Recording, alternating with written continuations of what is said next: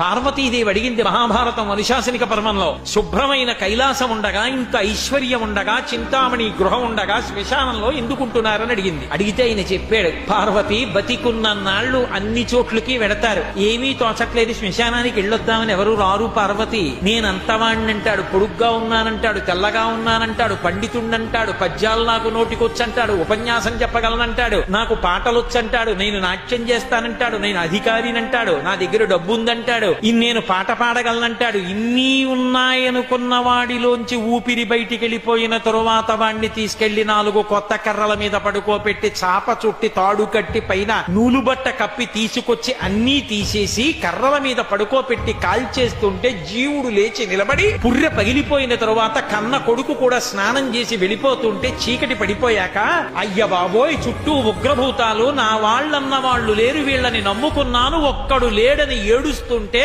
నేనున్నాను రా అని చెప్పడానికి నేను కూడా లేకపోతే చచ్చిన వాడు 1000 మాటలు చచ్చిపోతాడని అక్కడ ఉన్నాను పార్వతి, నా కర్మకాల అక్కడ లేనన్నాడు.